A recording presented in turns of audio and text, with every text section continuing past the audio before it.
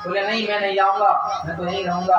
परीक्षित जी महाराज दंडित करने के लिए दौड़े, दुनिया में गया, भगवान परीक्षित जी के चरणों में आ गया और आने के बाद में बोले मुझे जगह तो दे दो, चलो पूरे राज्य में नहीं रहूंगा।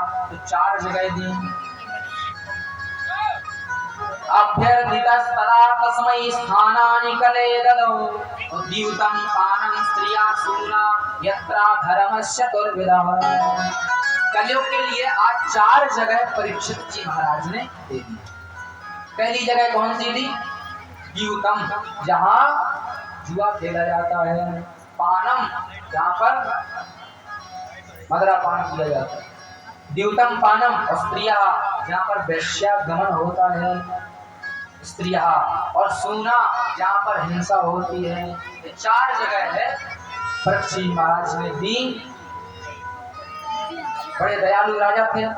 4 जगह देने के बाद कहने लगा नहीं महाराज छूटा है, मेरा परिवार बहुत बड़ा है, काम क्रोध लोभ मोह मत्सर, इतना बड़ा परिवार छोटी सी जगह, अरे कम से कम एक जगह एक को तो देते, काम क्रोध लोभ मोह मत्सर तो 5 होना चाहिए। तो राजा परीक्षित जी ने एकदम से कह दिया जाओ तुम्हारा स्वर्ण में भी वास होगा। इस प्रकार से जैसे ही कहा, और भगवान कह रहे हैं भागवत में धातु नाम अस्मि कांचनम, तो मतलब भगवान तो कह रहे हैं कि मैं धातु में वास करता हूँ, तो फिर इसके लिए जगह क्यों दे दी? तो कलयुग का वास हो गया।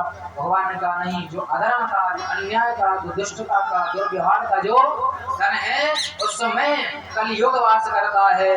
वो भलता नहीं है कभी भी, चाहे ऐसा कमा लो। और जिसमें जो सत्यता का, पवित्रता का, शुद्धता का, ईमानदारी का, मेहनत का, पसीने का जो पैसा है उसमें धातु नाम अस्मि कांचनम, उसमें मैं वास करता हूँ, ऐसा भगवान ने कहा।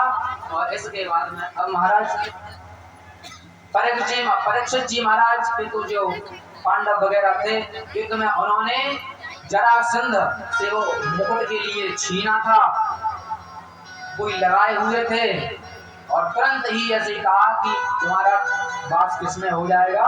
स्वर्ण में, मतलब सोने में। तो तुरंत ही कलयुग को तो भाई समय चाहिए था, जैसे ही उन्होंने कहा तो तुरंत सिर पर बैठ गया, और जैसे ही बैठा तो महाराज समझ लो कलयुग का मतलब मति भ्रमित करने लगा। राजा परीक्षित शिकार खेलने गए और के वहां पर भटक गए, कलयुग ने भटका दिया, और क्योंकि वो तो मस्त कहीं पे बैठा था, और जैसे ही बैठा तो पूरा भ्रमित कर दिया राजा को, और राजा शिकार खेलने गए, वहां घूमते घूमते सब भटक गए। एक महात्मा की कुटिया मिली, आश्रम मिला, वहां गए, भैया महात्मा जल पिला दो। अब महात्मा ये समाधिस्थ थे, समीप ऋषि समाधिस्थ थे, समाधि में व्यस्त थे, भगवान का भजन कर रहे थे। राजा ने सोचा कि ये तो भैया ढोंगी महात्मा है, मैं इनके यहाँ आया हूँ, मैं तो इनका आदर करना चाहिए मेरा इनके लिए, क्योंकि अतिथि देवो भव। तो राजा का सब जानता था क्या थे? राजा परीक्षित।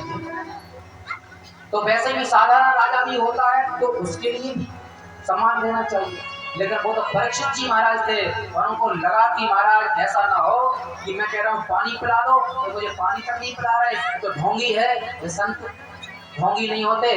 तो महाराज क्रोधित होकर के थोड़े गए, और एक मरा हुआ सर्प पड़ा था, तो उस सर्प के लिए अपनी तीर की नोक से, उस धनुष की तीर की नोक से उन्होंने उस मरे हुए सर्प को उठाया और उनके गले में डाल दिया। उनका नाम था समीक ऋषि।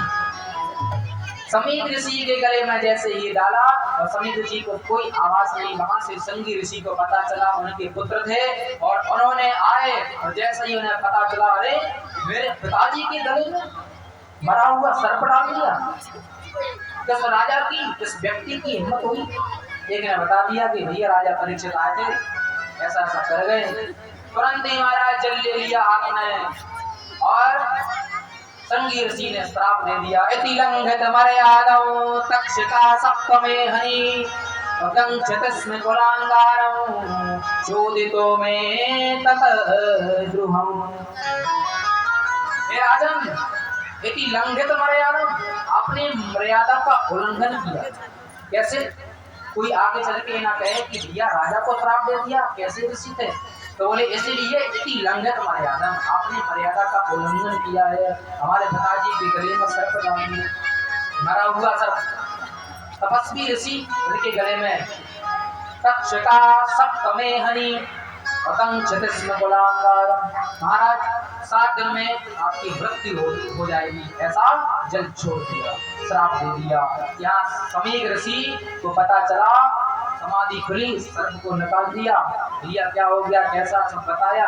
अरे गलत किया आपने, ऐसा राजा तो होने को नहीं।